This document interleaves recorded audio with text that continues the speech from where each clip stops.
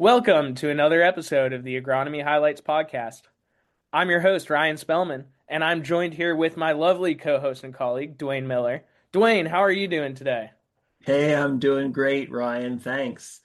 It's finally raining here in Pennsylvania. I know here we are. We're at the end of September. Today's September the 25th, and I know a lot of farmers that are finally smiling because we're getting some much needed rain across the area. Yeah, that's right. I think so. One of our colleagues, Leanna, sent me this graphic from my area, which is in Martinsburg, and we have had the longest stretch of no rain in my area since 1954. That's And incredible. That's yeah, incredible.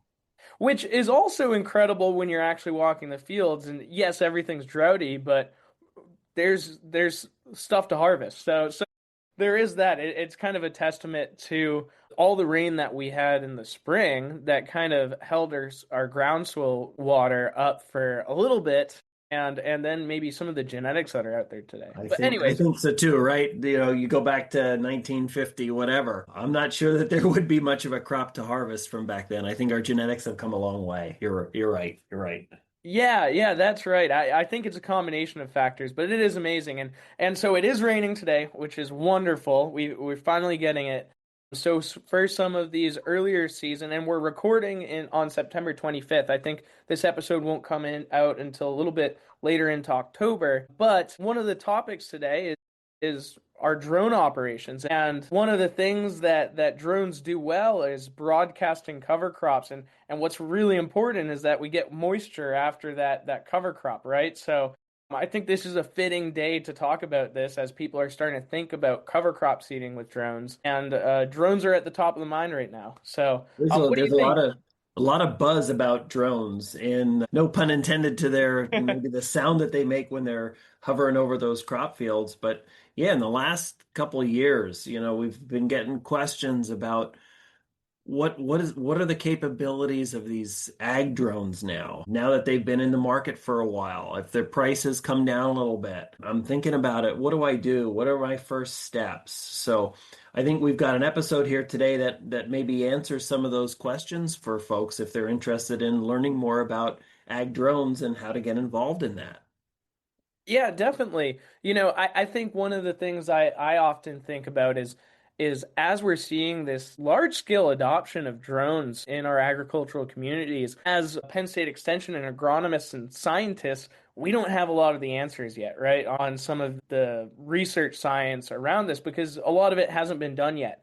And so we're in a case where we're starting to learn from folks in industry and kind of learning what they're doing and then using that to inform studies that we can start to learn about how to better tweak these operations. So, anyways, this is an opportunity today for us to learn from industry, and I'm really excited. So, if you're an agronomist out there that wants to learn more about how drones are actually being implemented in the real world, this would be a great episode. And if you're a farmer, or someone who is interested in getting into drone operation, this is like a mini crash course, hopefully, for folks that want to do it. So, with that, I'm really excited to introduce our guests. We have Ephraim, Matthew, and David from RiehlWay Ag. They are a drone operating business, an agricultural drone business. So maybe you guys can start, and I think Matthew is going to take this question and tell us how you guys got into agricultural drones and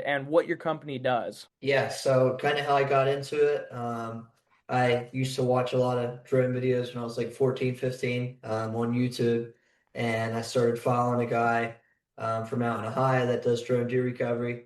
So I actually bought a thermal drone back, be like almost 2 years ago now. And that I went out to get some training in Ohio for that, for the thermal drone deer recovery. And then over that time, he had started getting into ag. So he had like all his trailers and the drones there. That obviously got me really excited about that as well. I came back from there and I don't know, talked to my brothers about Yeah, it I a think little bit. yeah, it was like probably March or February of Yeah. 24. Right, Matthew comes back from Ohio and he's all excited about these ag drones because I remember I was working for my dad at the time. We have a timber framing company here locally, and I was in the shop, and Matt comes in there. He's all excited, hyped up about this whole ag drone, right? Everybody's been talking about the big drones and spraying lots of acres. And what do you think? Should we do it? Right? Yeah. I mean, that's kind of where it all started, from that conversation to having, multiple sit downs, and then David getting in the picture, which he was kind of getting out of he had a small framing company, right? You and your brother. Mm-hmm. And the timing just kind of worked for the three of us to, hey, let's dive into this and give it 100% and, see what can happen. We weren't even up and running until probably a half year after that. That was like early spring of last year till we even started, was kind of late summer and the fungicide season. And then we did some cover cropping primarily. That was about it, like last year. But that was kind of the start of it, I guess. So you started with, you said, David, a thermal, or sorry, Matthew, you started with a thermal drone, right? Yeah, so I do drone deer recovery. I find people's pets, a lot of cat recoveries and dog recoveries, stuff like that. So you're still doing that part of it in I addition still do that. to the ag work now. Yeah, Because exactly. I did hear folks, you mentioned going out to Ohio there and learning about deer recovery, and I immediately thought of pets, and you did mention finding lost critters too. I think that would be a great opportunity for somebody to have a drone to do that. Go ahead. No, go ahead. You're good. So you said it took where are you guys based out of? So let's talk a little bit about geography. So we're located in Lancaster County, Pennsylvania, so southeastern part of the state, more or less. Um, I mean, majority of our work is maybe within 2 hours of Lancaster. We have traveled, 3 to 4 hours, some parts of Maryland. Right now, we're licensed in what, 4 different states, David? Yeah, Correct? yeah. We're licensed in Pennsylvania, Maryland, Virginia, and New Jersey. Yeah. So we'll kind of go like, so next week we're actually going. So I guess I don't know when this is going to launch, but today is Thursday, September 25th. And so next week we're going to be going down to Virginia. We got about 1,000 acres to cover crop down there yet. And that is going to be wheat. Is it? We're putting some wheat down, David? Barley? Rye. Rye. Yeah, we're putting rye down. Thank you. So it'll be doing rye, and that's going into beans primarily, I Yes, think. I don't know. primarily beans and some corn. Yeah. So I kind of went down a trail there, but yeah, we're here in Lancaster County, and we'll kind of go wherever that, we're licensed in those 4 states. And right now we're hungry, willing to work. So wherever we can kind of go to find work, we're willing to travel, I guess, if that makes sense. Yeah, great. So I think you covered a few things that I kind of want to follow up on there. First of all, you mentioned cover cropping. That's one of the services you guys offer. Now, I'm going to give you a second to kind of mention maybe what all the services you offer and give us kind of a good snapshot of your business, your agricultural business. And then after that, later on in the episode, I want to cover a little bit of the licensing, because I think that's where a lot of us and other operators have a lot of questions. So maybe you can give us a snapshot. What are the drone operations, cover cropping, spraying that you guys do a lot of, and maybe what does the best in your area, and where are you seeing the interest right now? Yeah, so like you said, the main thing is spraying and cover cropping. Yeah, we did the job in the spring where we helped this solar panel company. We flew up some solar panels for a guy. They were covering a chicken house and solar panels. So Matt, you did that, right? Yeah.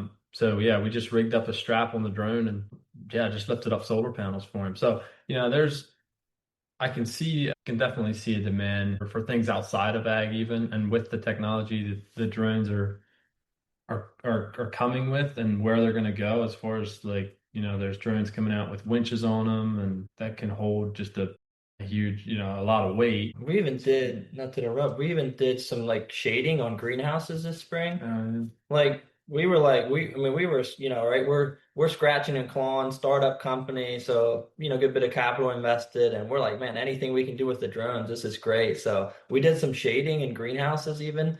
So that was kind of a cool experience. But So kind of circle back to your question. I would say primarily we're doing fungicide on either wheat or corn. Like we'll probably do close to around 10,000, 11,000 acres this year, and probably 65% of that would be fungicide, I would guess, on tassel corn and wheat. So that's one thing the drones are really great at. We have done some burn downs. They're capable of doing burn downs 100%. But, if you're up against, your mom's vegetable patch or her yard or whatever, you got to make sure that the homeowner knows we're not going to paint a hard line, flying from the air. And most people realize that, right? Most people understand that there's some scenarios where the drones ain't that great when it comes to doing a burn down. But if you got a road frontage on the one side or a tree line here and there, they'll definitely knock it out. So yeah, with that, I would say then into the cover cropping, what are we using mostly, right? So we're using rye, brassicas, clover, like some of the smaller seeds that'll germinate a little better. And those are primarily going in, before the crop loses its leaves, the beans especially. We try to get that in before it loses the leaves, and then kind of create a little bit of a moisture barrier to cover up them seeds. And those smaller seeds, you get a good rain or two. That's really all you need to get them guys grown before the winter. So hopefully that kind of answers that. We have done like pastures and stuff as well, like foliar applications. We've done some granular fertilizer as well on pastures and even some food plots. You'd be amazed at what guys pay to have you come out and, do some work on their farms. So, that's possible. But yeah, I would say 90% probably agriculture related, the other 10%, maybe some odd jobs, some pastures. We did a neat project just last weekend where a guy had us come out and spray for lantern flies, right? He's got like a tree farm up here in Schuylkill County. He's got like 900 acres, I believe, primarily Christmas trees and stuff, but he had like 50 acres of shade trees.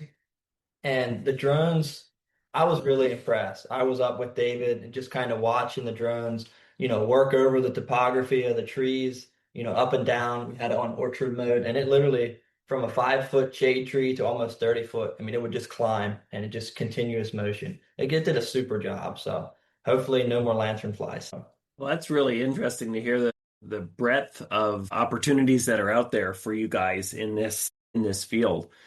You mentioned a possible drawback of using a drone versus another type of a sprayer system is you don't get that hard line when you're spraying. But can you talk to us about what do you feel are the main advantages of drones over a traditional spray rig, and then any other disadvantages that you see of them? You talked about a little bit about the advantages in that situation you were up in Schuylkill with varying heights and able to Yeah. cover. Well, yeah, I mean, some of the more obvious ones, I guess, would be like, so no soil compaction if you're going in with a big rig, right? A ground rig to do a burn down or whatever you're spraying. So you're eliminating that. No tire marks, equals no damaged crops. So that's always great. Whether it's a large field or a small field, at some point you're turning around or, you're running down rows of something, right? So those are some of the things that also, I guess moisture. It doesn't matter how wet the ground is.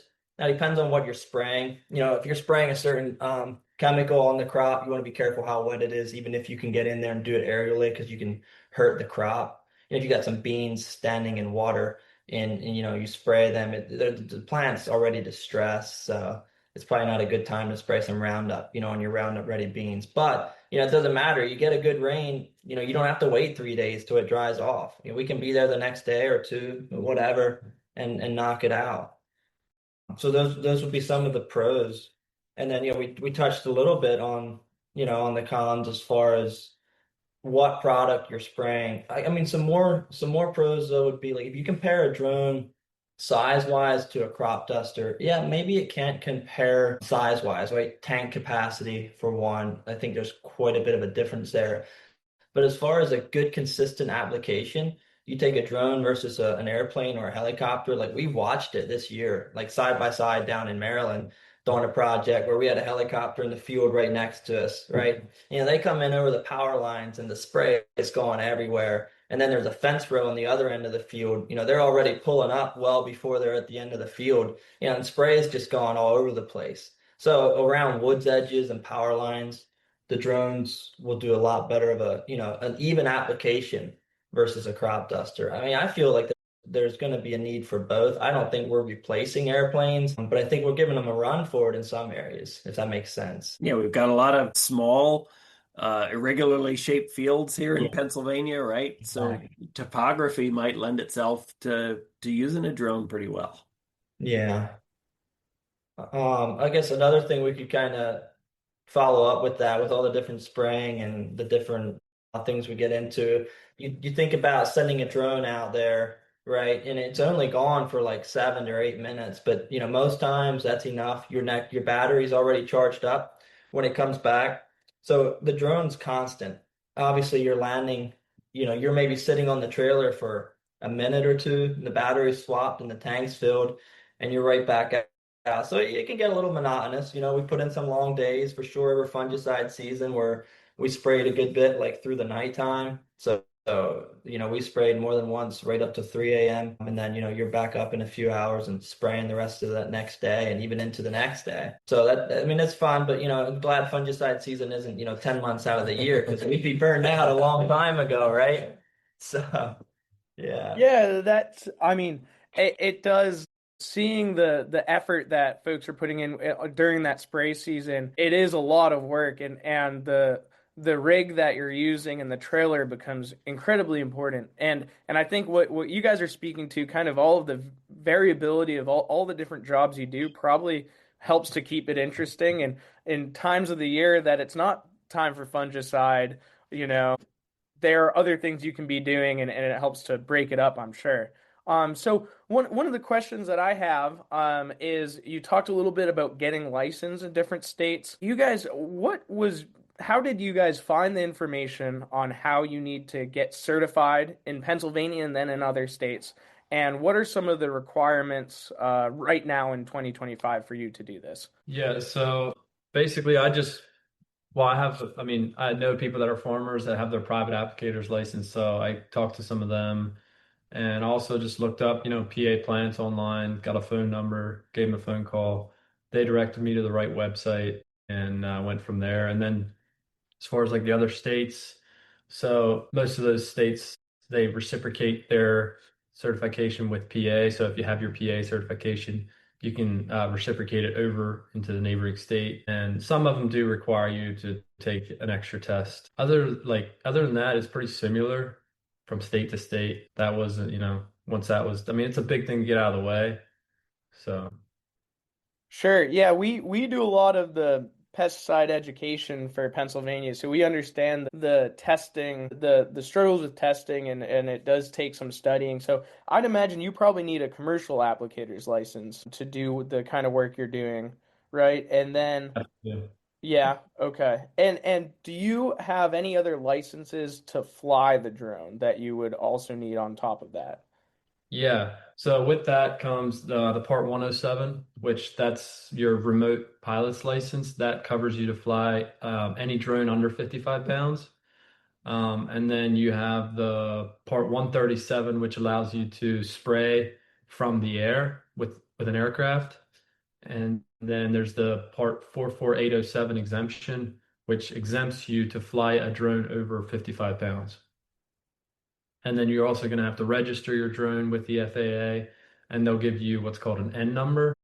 And that N number is basically like a license plate for your drone. Like that's how they identify your drone. And that is also so how I got that was there's companies out there, and we planned to offer this at some point too, where we can sell a package deal where you just sign up and send us your information, and then we submit that to the FAA, and we'll basically just whenever we need your signature, we'll just email you a form.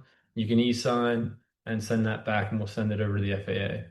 Process took, I think it was like say 4 months probably till it was all said and done. Yeah. Yeah, so it doesn't happen overnight, right? I mean, you can't like, oh, I'm gonna go get a drone. We're gonna go spray some fields. Wow, I should have done my research, right? It's gonna take some time to figure this all out and take some hours of studying. You got to pass some tests and yeah.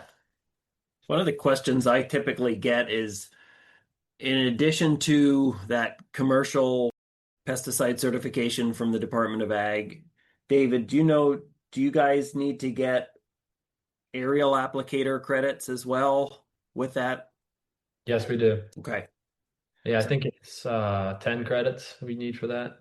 So, Yeah, so yeah, typically that's one that where it's we get a lot of interest about it, and then they start talking about some of the requirements and certifications that you need to do and the tests you need to take, and some of that interest might start to tail off a little bit, right? It is like you said, it isn't an easy task that's going to happen overnight. Somebody needs to do their homework if they're going to plan to try to either purchase a drone or have some services provided by them. Yeah, definitely. mhm. So when you guys go out to do a spray job or any kind of a job that you're looking to do from your company, talk us through if a farmer calls you about what they're interested in. Talk us through how you get from start to finish in that job. You do, I mean, Eve, right? You do as well. Yeah, that's right. So, yeah, it'll start with a phone conversation. Oftentimes, if they can, I'll ask them to provide maps, and most farmers have some sort of maps for their records. They'll kind of email me over the fields, what they have in mind.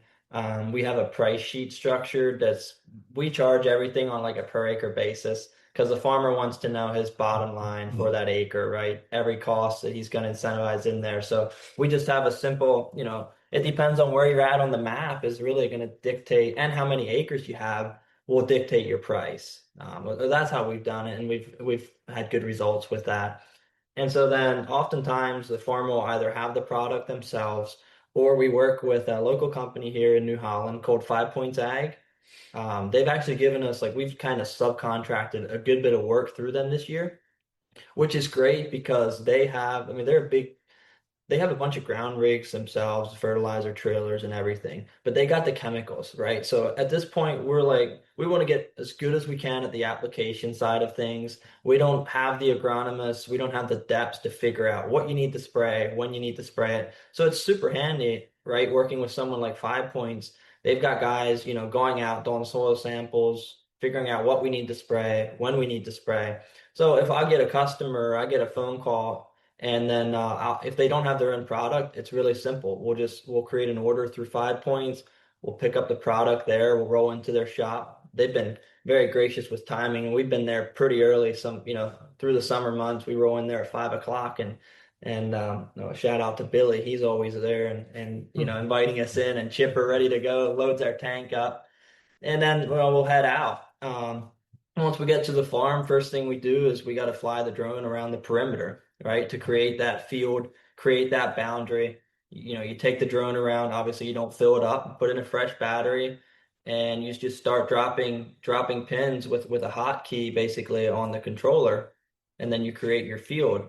And then oftentimes, it'd be a product we've already done, so there's a template already built out in the drone that once you have the field map, you hit the template that you decide. It could be one that's set up for 3 gallons to the acre. The spray swath width is already adjusted at 27 feet. If we're doing herbicide, it might be 25 feet, and then that dictates your height as well, height above crop. So everything's factored in there. So you push a few keys and you're good to go. Swap a battery, fill the tank, send the drone out. And then really all you do is, you're waiting for that drone to come back. You're refueling as fast as you can. You swap a battery and you're off again. And then one thing you got to figure for, like, if you're looking at maybe getting into this business, you got to take time, and it's very important. We found this out, obviously, maybe the hard way a little bit with the one field we did, but you're rinsing out, like washing out your drone tanks as well as your tanks in your trailer, very critical, right? Very critical. If you have any 2,4-D, left in your lines from doing a pasture spray, and then you go and spray a bean field, as you guys probably know, those beans are toast. I guess what I'm getting at, you have to figure in time. Like, if you have 3 or 4 or maybe 5 small jobs lined up for the day, you're like, oh, I got plenty of time. But if it's different chemicals at each spot, figure a good 45 minutes to rinse out your drones and your tanks until you get everything cleaned up, before you're off and on to that next spot. And then it's critical if you either have to have a tank on your trailer to put the excess chemicals, or maybe you talk to the farmer. He might have a spot in a tote that you can dump the chemicals, so all that stuff's important to kind of talk about beforehand, like maybe before you start the job. These are some questions you throw at the farmer, right? So that, that kind of gives you an insight of, what that might look like. Yeah, that's a really good point, especially for folks that might be getting into this that don't have as much of the agricultural experience and understand, using herbicides properly, or maybe they've just never done it at a scale where they're doing so many custom jobs. That's huge, right? Knowing how to actually properly clean out everything and then knowing where to dispose of it, like that can hang you up, if you don't do it properly. Yes. And always wear gloves and goggles, right? I'll say that again, but like it's important. You're like your safety wear. You don't want to get any of this. And some of these chemicals are fairly harsh. I'm sure you guys know. Even smelling them for too long, you might get a little woozy, right? So definitely wear, proper eye protection and gloves. So that's critical.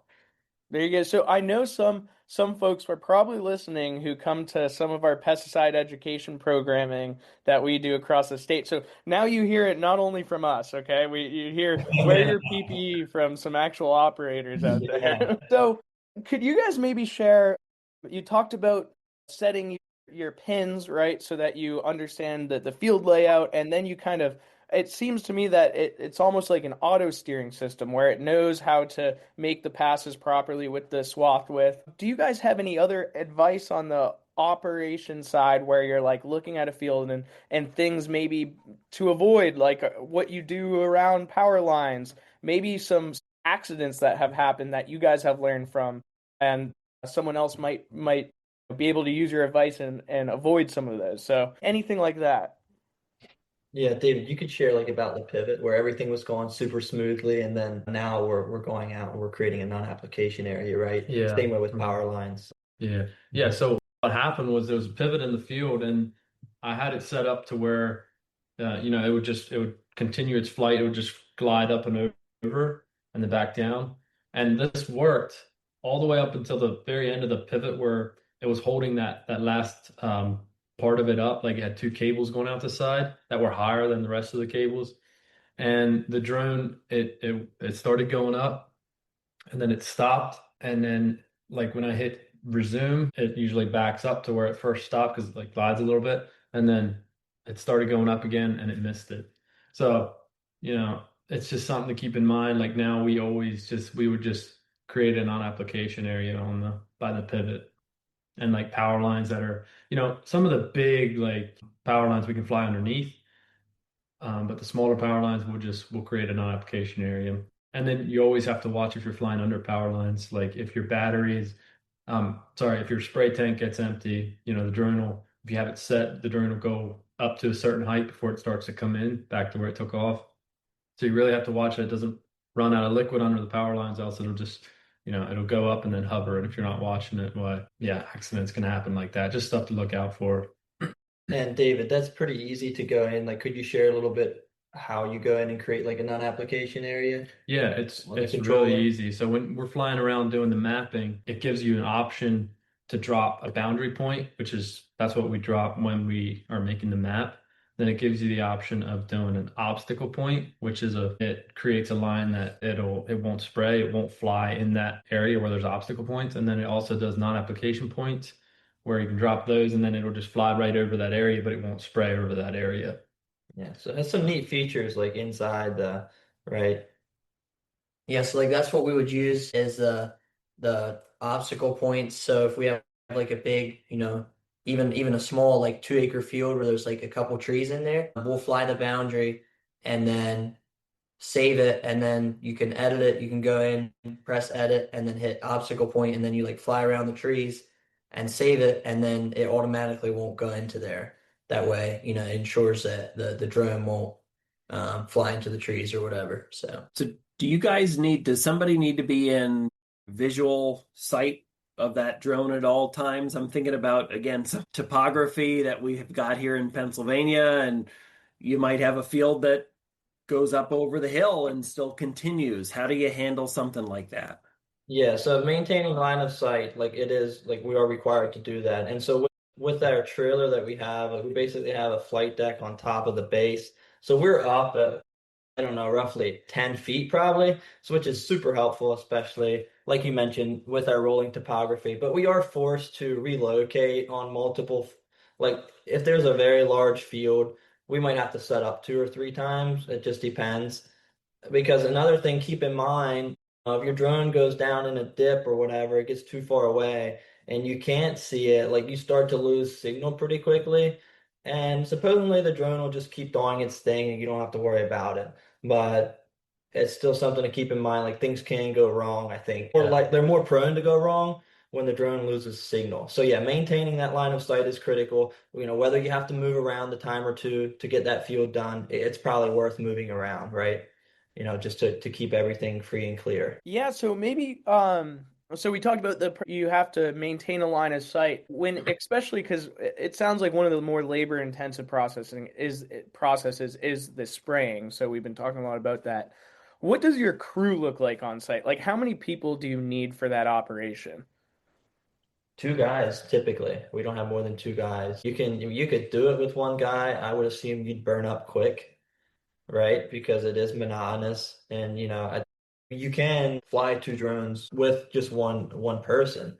But we typically run 2 guys on the crew. I know guys do it with 3 or 4, but that's worked out really well for us. You can each have your own drone and each get your own batteries, or we kind of stagger the drones so the one drone's out there, right? So you have 2 guys on deck. As soon as the drone lands, one guy is pulling out the battery, the other guy's filling up the spray tank, and then you're off, and then you're both back to your controllers. Or you could maybe have, we don't often do this, you could maybe have one guy flying both the drones, and then just one guy kind of designated to swap batteries and fill up. But we typically do it the way I explained first. Yeah, that works out really well with 2 people.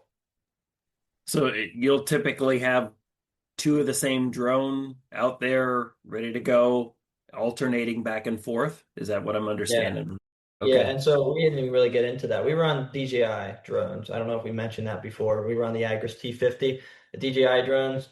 Obviously, that's what we use. So I'll sound a little biased and say it's the best drone the best ag drone out there. But you talk to some other guys. I think there's some good competition, but that's what we would recommend using the DJI. They've been around the longest. I think they probably the most advanced in a lot of their futures. So yeah, I don't know. Whenever you have a company that's doing as well as they are, they have reliable sources. It was a time, I mean, even just the last maybe 2 months ago, where parts were kind of limited.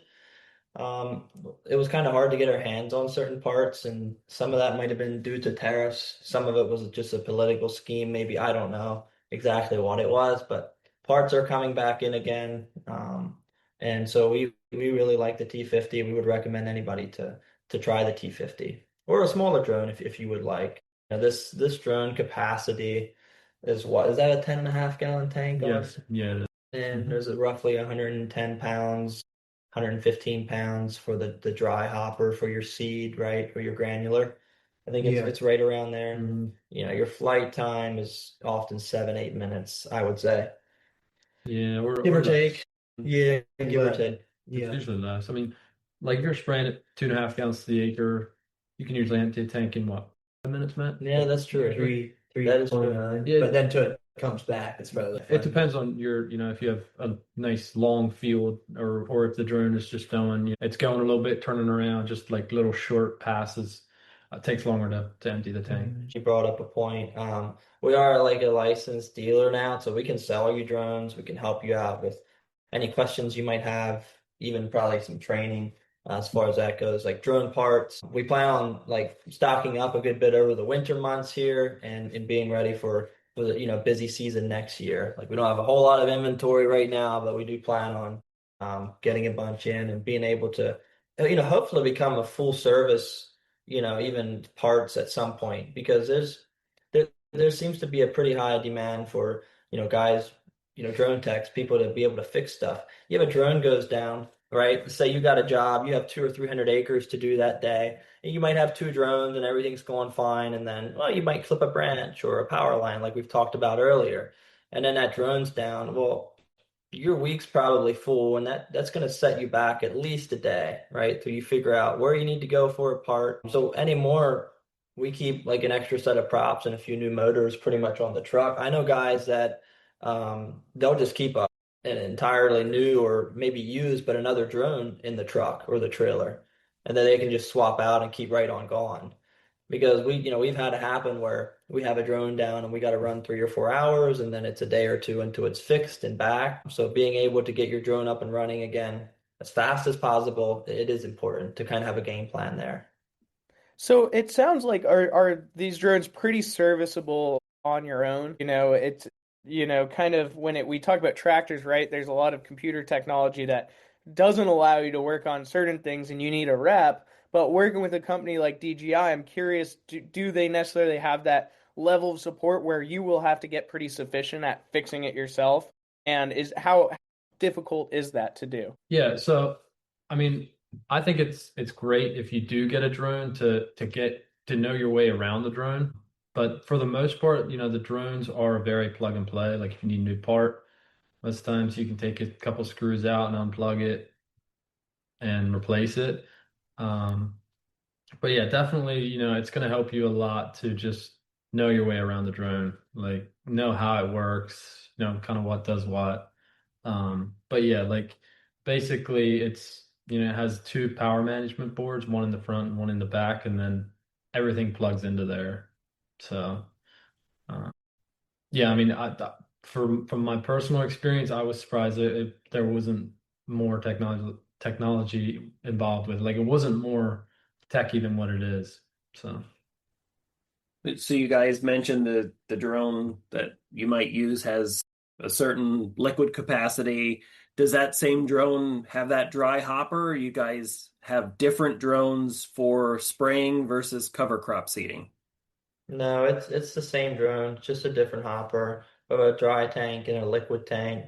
And there again, it's very simple to swap that out. It's literally, if it's the spray, it's two hoses to disconnect and then unplug the electric hook up there. And then same way for the it's just a little simpler, I guess, if you're just on the dry, it's just one plug in and you're good to go. You just got to take the battery out to remove the tank, and yeah, it's a piece of cake, really. So it's just one drone. You can do with the dry or the liquid, just having one drone. Yeah. And yesterday, actually, we did that. We started with a spray job in the morning. So the guy had some burnt cucumber, some pickle spray right on his corn and his beans. We did that. And then we had a guy that had like 20 acres, I believe, of cover cropping, and he had his crimson clover. So out goes the liquid tank, in goes the dry, and we finished there. And then we went up to Schuylkill and sprayed some more trees. So back to the liquid tank. So, you're back and forth maybe a few times a day. And that was our day yesterday. So that was pretty cool. Are drones like any other technology, or they how quickly do they become obsolete? Right? That's a good question. I don't know. Like these drones, like, I guess what excites me with these drones is from where they came from like 5 years ago, the difference from the T40 to the T50, and now they're talking about the T100 that's going to be here by the end of the year or beginning of next. I think by the end of the year. yeah, Yeah. I think And so. you take a 10-gallon spray tank to like now it's a 24 or a 26. So the technology, it's only getting bigger and better, right? More advanced. So I don't know. I mean, does that answer your question a little bit? Like I feel like they're here to stay. I don't know if DJI, like there's still some reports on the DJI drone ban, whatever. I don't know if you guys have heard about it, how much you are in the drone space, but it's been the talk of the town for probably over a year already. Because I know they were talking about it last year when we got into it, even Hmm. prior to us getting into it, they were like, DJI is going away. They're not going to use the ag drones. Well, the new ones are still coming in and they're only getting bigger and better. And you're just going to be able to cover that much more acreage, get more efficient. I'm guessing the obstacle avoidance is going to get that much better. I hope so because the price tag got that much higher. So I hope it'd be a lot better, right? Does that kind of answer your question, Dwayne? I don't know. Yes, it does, and you're right. Like, nothing's getting cheaper nowadays. For And you mentioned obstacle avoidance, so that dovetail into the next kind of topic that would like to cover. And if you have an accident, what do you do? Like if you end up, you mentioned clipping your wing, but if you actually crash the drone in a full-fledged crash, what do you do? And talk us through that process. Have you had that happen before? We have, yeah. So earlier this spring, it was unfortunate, but we did. We had a drone fall probably 20 feet kind of onto the asphalt. It just kind of dropped out of the air, clipped the power line, right? And so that was beyond our capacity to repair it. So it went directly to Accurate Ag, which they're in Virginia, and Brandon Bunn, he runs Accurate Ag down there, and they have their like in-house repair guys, and they got any part you could dream of for the drone. So I think it was probably 3 or 4, like that was probably the most lengthy of the drone repairs. Wasn't it a couple days till they had Yeah, that one? his was a couple days. Like Yeah. new landing gear. I think 1 or 2 of the arms were gone. Like very expensive, but like that drone today is still running. Like it's you replace parts and they want to fly again. I mean, it seems that way, right? And it's like you're almost, what do you got to do so it won't run? We had another one drop from hitting a power line, right? That one didn't fall that far, but 30 feet, was it 30 feet? probably. Okay, so it was that far. That was at least. The one, okay, I was just telling him about that one a little bit, the one that hit the asphalt. Matthew And I says it was can closer to remember. 30 feet than 20. So you can imagine a drone drops out of the air 30 feet with a battery in it. That's a lot of weight. For that thing to be up and gone again in a few days is impressive. But that was beyond our repair. From I think replacing some motors, Yeah, some props. well, probably all the props. So might have been. I don't know if he did any motors or not. I'm guessing definitely some arms, landing gear.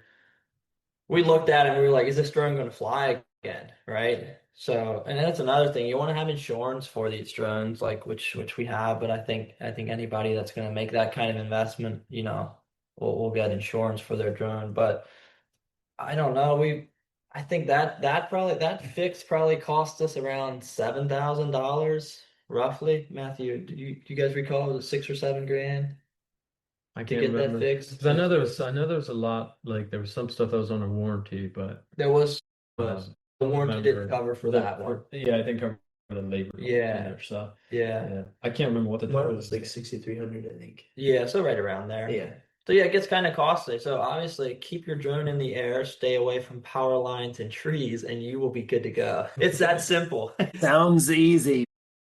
It's not, don't be fooled.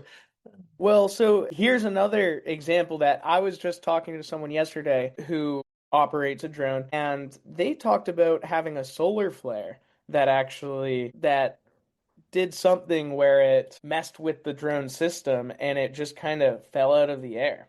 And that was something that they were like, we have no idea what happened here. And they learned after the fact that it was from some sort of solar flare. And I can't remember if it was that it fell or it just landed in the middle of the field and wouldn't fly again.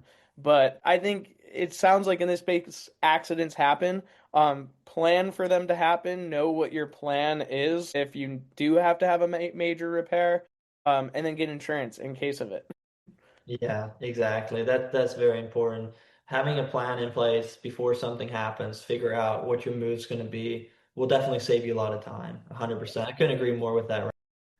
So you mentioned saving a lot of time. So I think one of the last things we'll talk about here when it comes to the equipment itself is the trailer. It sounds like as much as the drone that you're using matters, the actual trailer and your setup there is almost just as important, if not more important. So maybe you guys could talk about in your experience, like what makes a good trailer setup. And I know you guys are designing a new one.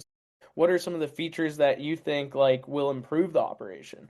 So the trailer that we have now, it does work well. Like as far as getting the drones up in the air, and we bought that from a company out in Ohio. And the one thing that we find here in Pennsylvania, well, as you guys know, a lot of back roads, a lot of low-hanging branches. So our drones sit on the trailer that we have up on the top deck, and so they're exposed to the elements, but also to tree branches. I think we knock one off once going in the driveway where a drone actually fell off. Broke a prop. Broke a prop, right? From going in a driveway. So we're like, how can we have this amount of height?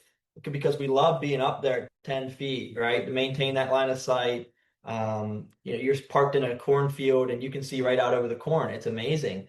How can we have that, but have an enclosed trailer going down the road? So we worked with a local company here in New Holland and we kind of come up with a design where this trailer, when it's enclosed, how could I it kind of resembles almost like a fiber truck, or like a snowmobile trailer.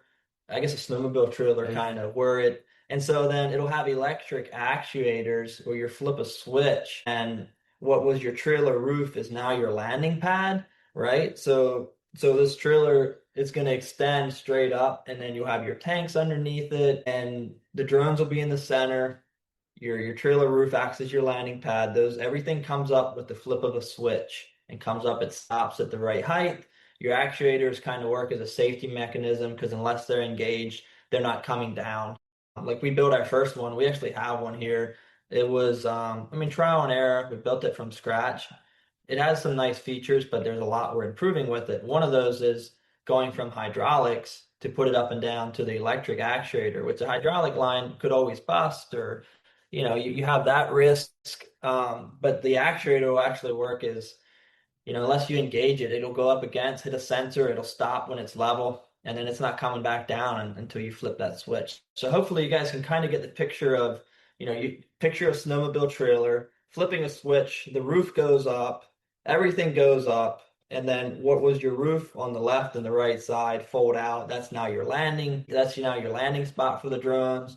You pull the drone out of the center, which is still under roof. So going down the road, they're completely hidden from the elements. Instead of our bar on top of our trailer now is at like 13.2, we have to avoid some bridges. We're going to be riding at like 10.7 or 10.10, right around there. So, a good bit lower. And we actually lose time. I'll be honest, we lose time on back roads because it's middle of the road with your four ways on, trying to avoid, these low-hanging tree branches. Where sometimes it's like, man, maybe we just throw our drones, down on the first deck till we get to the next spot. So similar setup to what we have now, but that's one of the neat features. Another one, it's built out of everything aluminum, aluminum frame, aluminum side panels. So it's going to be fairly lightweight. We don't have like all the specs out yet. It's not finished. It's still in the building process of it right now. What are some of the other? Yeah, so instead of right now we have two of the DJI 10,000, the 10,000 generator, the 12,000 on our trailer, right? And you guys know as well as I do how loud a gas generator is. Well, we got two of them side by side, so it's deafening, right? So we bought a Kubota diesel generator from a company in Florida. And so that's what's going to power the battery charging station. It'll power all the lights. It'll make the trailer go up and down. Pretty much that's where the entire power source is coming from that one big, is it a 30,000 or 28,000, David? 30. I think it's a 30,000 kilowatt generator. So it's a big generator and it's an investment. Like this trailer, I don't have exact pricing yet, but like it's not going to be a cheap trailer. I feel like we're building it well and it's going to come to the market at a good time. Like I think this winter, it should be up by this winter, maybe beginning of next year, at the latest. But we're hoping to have that trailer for ourselves, and then we're hoping to sell to to other custom applicators or farmers if anybody else is looking to get into it. And we want to, try to add some value there with the trailer side of it. So that's a pretty exciting project. I mean, we started that, it's been over a year ago now. We built the one trailer, there was some hiccups, like I mentioned. So now we're trying to perfect everything and then go public with it and see what happens. That's interesting. I wasn't really thinking about the need for power and and all that power to keep those batteries up and charged. One question I had about the trailer was how big of a freshwater tank do you guys carry? You mentioned okay, the drone itself has 10.5 gallon tank. How much water are you guys taking on the job? So we have a 1,000 gallon freshwater tank. I would say, I don't know, 5 times out of 7 or 5 times out of 10, it's not full. Like majority of the time, it's not full. We have then a 175 gallon like inductor tank where you can, pull water from the big freshwater tank and then mix your batch in the 175 and pull it out of there. Or on some bigger jobs, we have put everything like fungicide jobs, we have put everything into the 1,000 gallon tank so you can go out and do 200 or 300 acres without coming back and throwing another batch. So it's nice to have that big tank. It does add a lot of weight, obviously, but having that big tank is definitely something I would recommend. I probably wouldn't go smaller. Like if I'm running two drones, I don't think you want any less than an 800 gallon tank.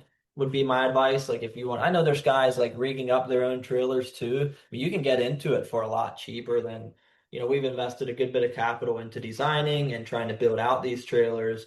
But, I know of guys, I have a friend down in Kentucky, he's just going to weld something together and, throw a couple tanks on and, make it happen and go for it. Why not? By all means. But definitely I'd say 700 to 800 gallons. You don't want any less, tank size than that. Does that make sense? You ever get to a job site where they're saying, well, you know, we're going to fill with water at our job site and versus your water that you have at your place. Any parameters that anybody was ever skeptical about using your water versus the water that they have at their farm, for instance? Not really. I mean, water is water for the most part. Like it's nice if we have the water of what we need before we get out to the job site. But if we're traveling far, I'll check with the farmer and make sure he has a water source on site where we can fill up. Because if you're driving 3 hours, it's nice not to have that 1,000 gallon tank full, right? But no, it can work either way. Just figure in for more time if you're going to get out there. And now you got to fill the tank. Now you got to mix your batch. And, it's an hour and a half later till you're mapped and spraying. So, figure in that extra time if you're going out on site and mixing it with the farmer versus if you're getting it from a chemical plant or somewhere that's pre-mixed or you pre-mix it at the shop maybe that morning, right, before you head out. So some things to consider. So this is probably a good segue to get into some of the nitty-gritty of spraying and then cover crop seeding. So with spraying, what are your guys' thoughts on adequate coverage? So like we talk a lot about swath width when we're talking about, a ground rig, and oftentimes the it's pretty easy to know exactly where that's going, right? I'd imagine there's a lot more variables going on with a drone. So do you guys usually overlap your swath? How do you decide, how wide it's going to be and then like how you're actually mapping it to make sure you get even coverage?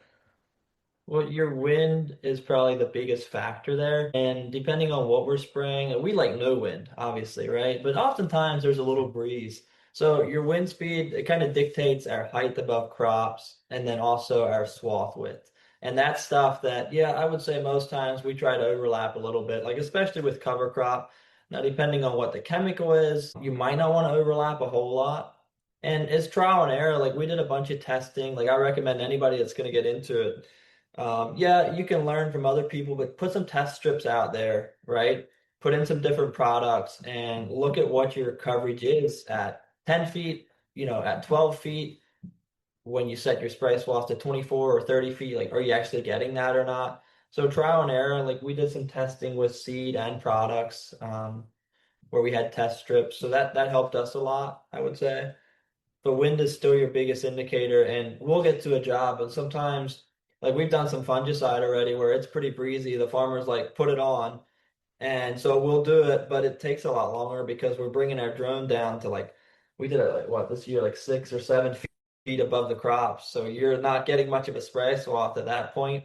So you just, you make some quick adjustments and then it just takes a lot longer if it's windier. But for the most part, we get about 26, 27 feet probably on average with our spray swath with the T50 drones. Awesome. Yeah. So it sounds like, your conditions matter a lot, obviously, with wind, and that's going to kind of gauge where you're going and test for yourself. And I know one of our specialists, Paul Esker, has been doing some work with looking at how spray coverage works, and he has these, I think they call them wettable papers. They're like these yellow cards that show a spray pattern. So I know, like, for our audience, if you want to test this, there are some great ways that you can actually see where your drone is spraying and how to best overlap in that case. So with sprays as well, I know you guys mentioned that you're doing more with fungicides, and then now you're venturing kind of into herbicides. And I imagine part of this is because fungicides already, like, they're kind of a great use for a drone because they have a lower carrier volume, like by nature. And there are time periods, like if you're going over corn, you need to apply fungicide after tassel. So it's great to be up and above. So, anyways, can you talk a little bit about like using fungicides versus herbicides and how you select the rate that you're using. And maybe you are working with agronomists, so you might not have all the answers, but how do you guys think about this?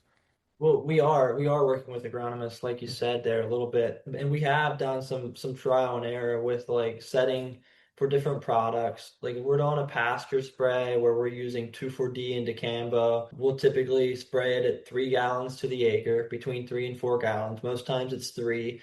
And then when we're spraying herbicide, we'll usually slow the drone down a little bit.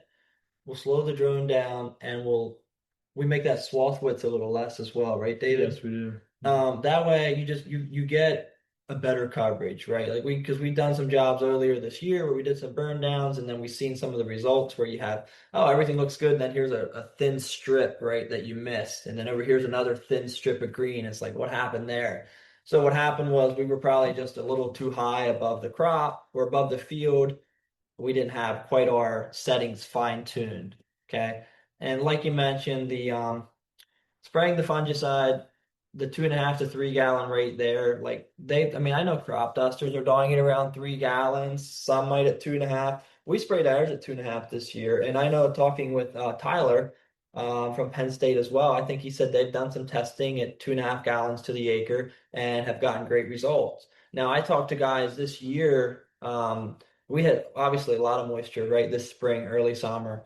And I talked to guys that applied with a ground rig and with a drone. Some areas the fungicide worked great. Some areas, in both cases, whether drone or ground rig, they still got tar spot. Whether it was the timing might have been off a little bit, was it the moisture? They're not exactly sure.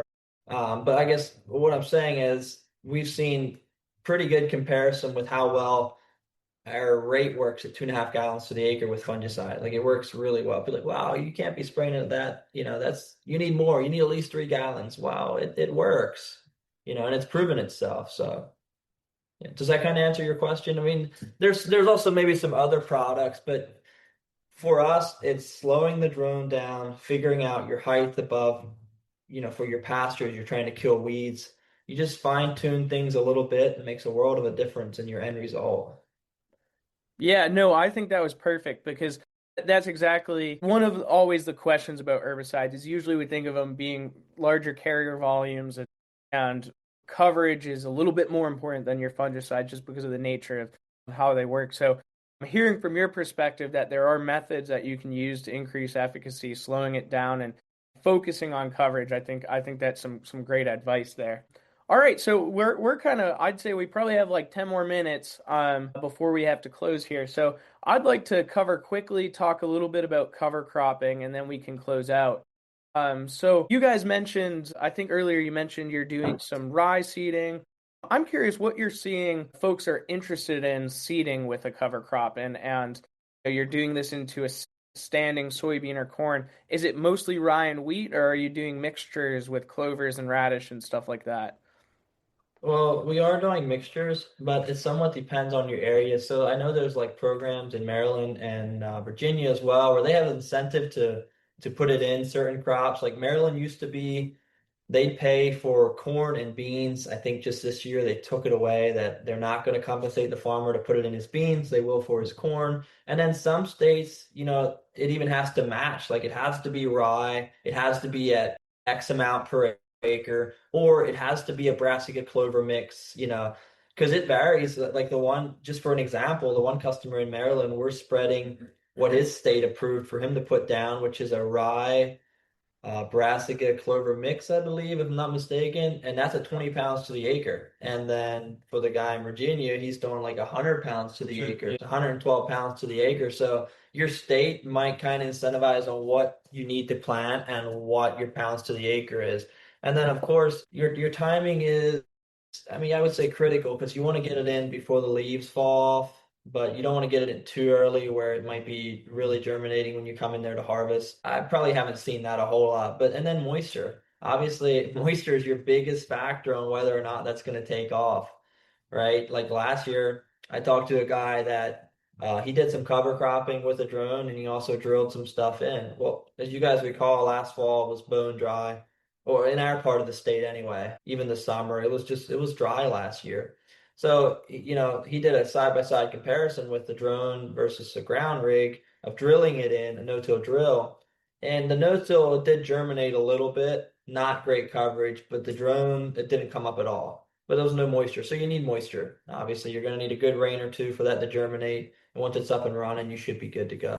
So some tips for seeding success, right? Understand the species that you're dealing with. Make sure we've got the correct rate. We need to have it at the correct timing. You mentioned that is as critical, and then moisture. So from my standpoint, where we are in our neck of the woods this year, I think we're progressed ahead of where we normally would with something like leaf drop in soybeans, and we were extremely dry. So has that made cover cropping for you guys this fall so far more challenging than any another year than what you'd normally experience, you think, or not? Not necessarily, and we're still like growing that customer base. So our jobs are, they're coming in a week or two ahead right now, and it's weather dependent. I got a call from a guy. I talked to a guy last week. He wants to put cover crop in, but if we don't get these next couple rains, he's not going to do it. A lot of it's last minute. We want to do a job tomorrow with a guy called last week. So I don't know if that's really been a huge challenge for us because we're not like super booked out as far as time frame. So as far as the beans dropping earlier, the leaves dropping earlier this year or last year, can't really say that it's affected us at all.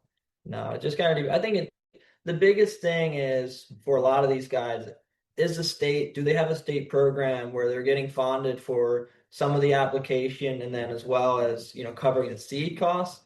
At that point for them, it's a no-brainer because obviously you're helping with soil erosion. You might get a little bit of that nitrogen back into the soil. So all that's helpful going into your next year planting. So having those incentives, having those programs, I think are great for farmers. And then it gives us work. They want to put it in and we're a good solution for them to put it in before they come in and harvest their crops. They can harvest their crops and they're done.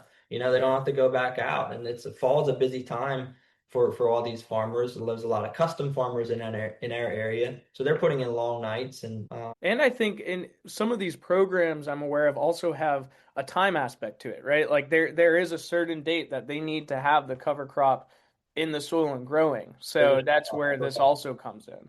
Correct, 100%. And most of these people, they have to provide they have to provide the state or whoever it is that they're checking in with maps showing that this was done. So, we're submitting field maps of what the drone did, the routes that it took and everything, sending them back, and then they'll send them over to I think it's probably the state or whatever, just so they know, okay, yep, they did get this planted, and, then they'll pay out to the farmer, right?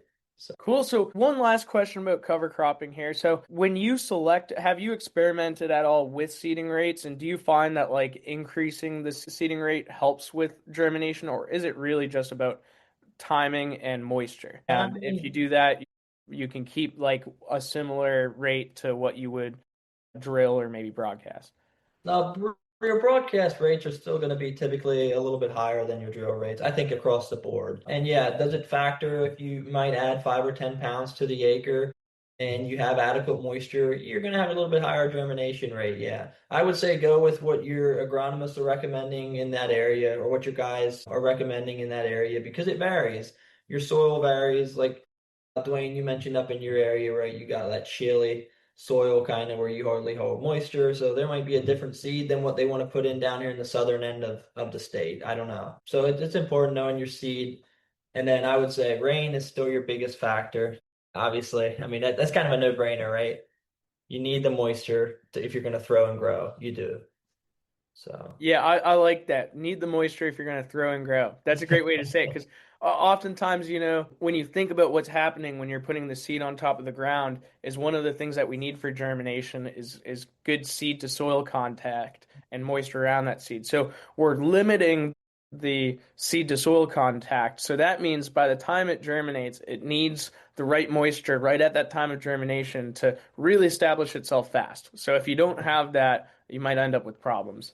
So here's my last question to close out this episode here, and it's what excites you guys most about drones in the future of ag? Probably a little bit what I touched on earlier is what's exciting is how big these drones are getting. Like I mentioned, the drone that's going to come to the States here within the next couple months, probably. Like we're doubling the tank size, right? We're doubling the payload.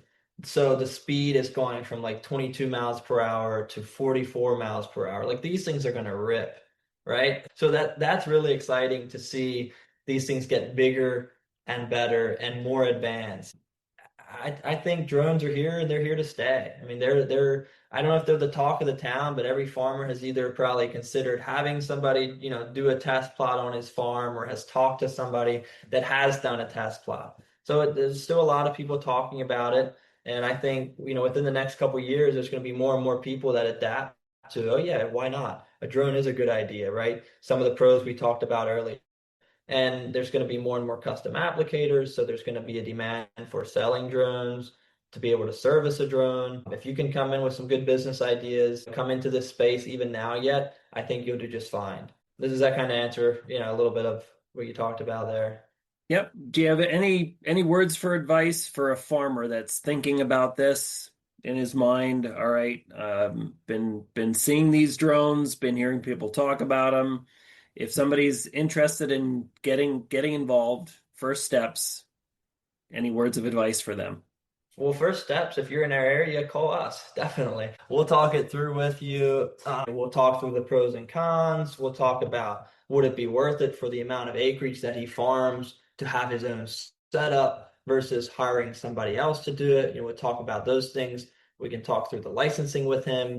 If he wants to do a trailer, the whole 9 yards. So we can either outfit you or we'd be willing just to have that conversation and whether or not it's going to be beneficial for that farmer to make that purchase for himself or hire it out, right? If that makes sense. Yep. So if somebody's looking to get in contact with you guys at RiehlWay Ag, Ephraim, what's the best way to do that? So right now, phone number. My phone number is 717-875-0187. And then you can follow us on Instagram at RiehlWay Ag. I think that's RiehlWay_ag, AG. You can follow us on there. We don't post a whole lot of content, but we are hoping to kind of upskill the social media side of things because there's drone content is pretty neat. It's fun to watch. It's kind of the hype right now. So hopefully post some more on there, but that's where you can find us. Email address as well is realway.ephraim@gmail.com. So that's realway.ephraim@gmail.com. So that's the best place to find us. Give us a call, reach out by email. We'd love to, chat with you about any questions related to these ag drones or the thermal drones. Matt would be happy to talk with you about those as well. Awesome. Yeah, and we'll make sure that we put all that contact information in our show notes too for our audience. And guys, it was a huge pleasure to have you guys on. I think this was a little different than a lot of the content we usually have, but I think this has been an awesome course for anyone who wants to learn about having their own drone operation or is even just interested in the space. And I think it'll be helpful for some of the agronomy folks to hear this as well, to learn a little bit more about how folks are actually integrating this into the ag space. So, Ephraim, Matthew, and David, thank you so much for coming on. It was really a pleasure. Yeah, it was our pleasure. Thanks for the invite. We greatly appreciate it. Yeah, thanks for having us. Thanks. Yeah. Awesome. Thank you guys. And to our audience, thank you guys for tuning into another episode. And we'll catch you on the next one of the Agronomy Highlights podcast.